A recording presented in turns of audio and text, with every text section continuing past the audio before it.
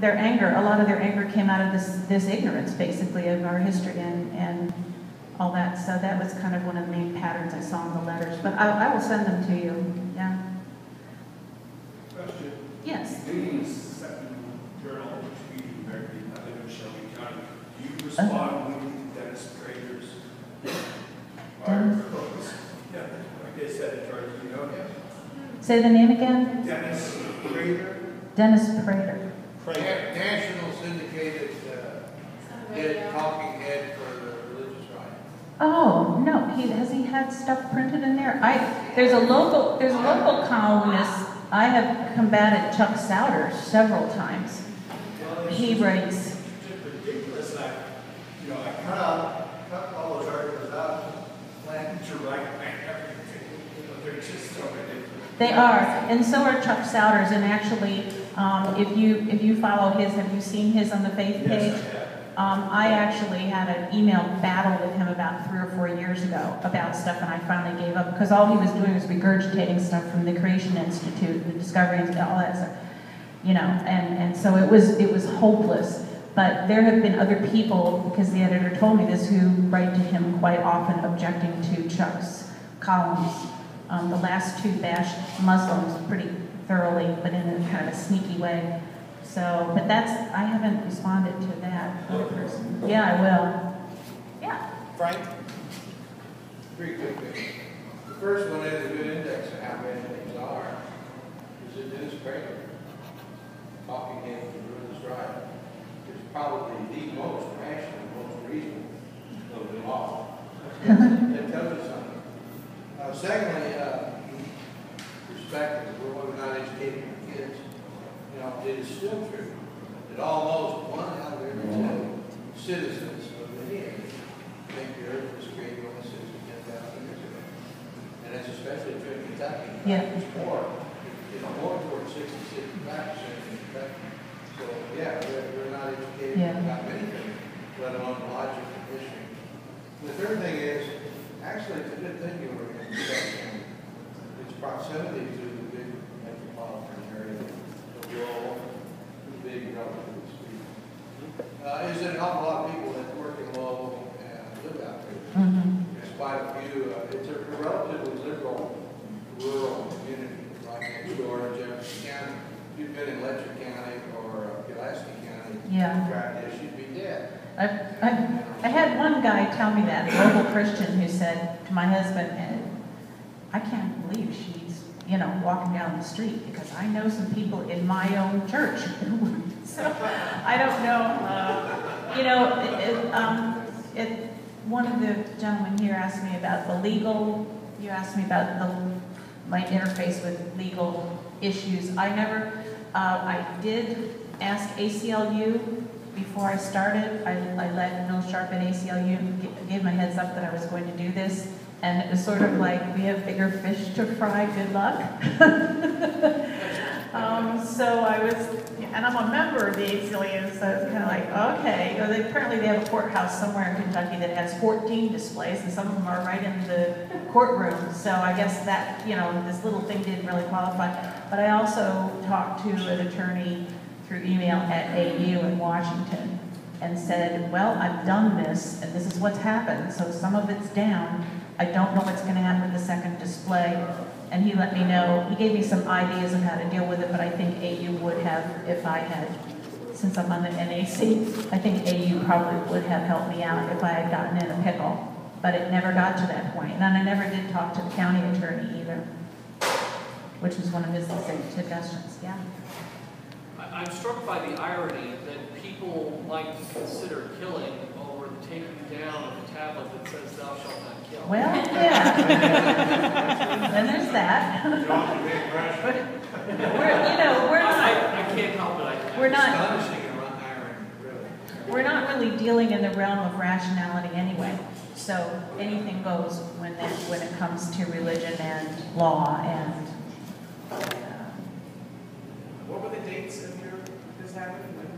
I wrote my letter, I think that was April 22nd. My first letter, I don't have that, yeah I do, 4/20. April 20th, and then my last one was in,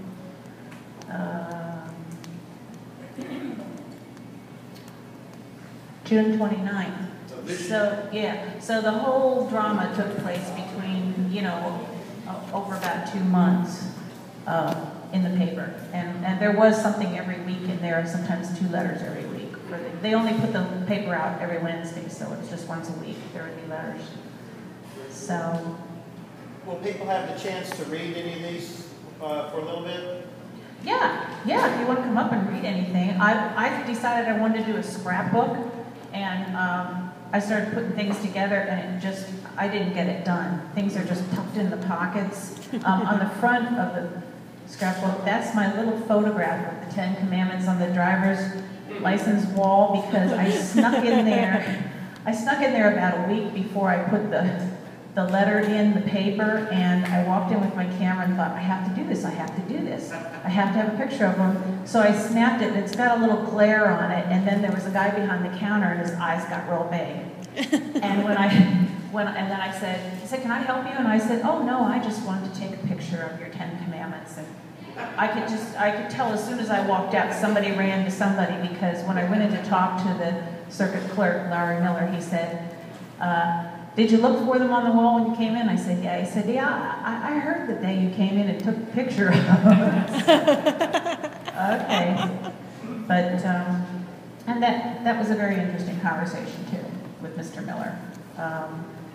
Very, very hard to, not hard, but just trying to keep the subject away from the fact that I'm a non-believer and more focused on church state was difficult, because he actually said, I've never met anyone like you before in my life, a non-believer. Just, he was kind of wanted to know more about that, but in kind of a proselytizing way. So I tried to keep that, the conversation on track. But he was very polite. He was really very polite, and it was a difficult decision for him, and I did appreciate that. So, yeah. One quick thing to add to that. The truth is, that people want you, but he didn't know it. Well, that's probably That's true. harder because we're in the closet, many of us. Right. And that's changing. And there's reason to be optimistic. That's true. Since you're on the National Americans United board, and Americans United, or your representative, and Americans United has been the most open about the possibility of suing regarding the state funds going to the park. Yeah, I think they're very interested in that issue. Are they likely to do so? I don't know. I don't know any more than you would know, Ed, on the group. I know that that the attorneys that usually work on things for AU in the state of Kentucky have been researching on that issue, but I don't know anything more about it, if they're going to come up with something or not. I did email Paul Simmons, because there was an article that he had missed about how the transportation cabinet has already plugged into their budget for next year the road improvements to the art park, the interchange improvements and stuff. And to me, that's an upfront expenditure of taxpayers' funds. They presented this whole thing as, oh, it's not taxpayer money, it's just a rebate they get after they're already bringing in money. Well, no, they're actually starting to spend money on the roadway to it. And so I'm sure Paul passed that along. They might have already known it, but I don't know what the game plan is for AU. The national meeting is in November this year, so I might find out more then. But AU is just working their tail off in Washington, D.C. It's like, we kid about it. That old game called Whack-A-Mole, like at the carnivals, where the mole keeps popping up and you just keep, that's what Congress is right now for AU. They're just, because of the change in the last election, there's stuff getting through committees in Washington that never would make it before, because there was just the balance of Democrats that would put a stop to it. So there's ridiculous stuff being passed on the committees right now, and they're just real busy up there. And they don't have the same kind of money as the other side. So yeah, if anybody wants to come up and look through these, and I will, I'll be glad to forward my Word documents on all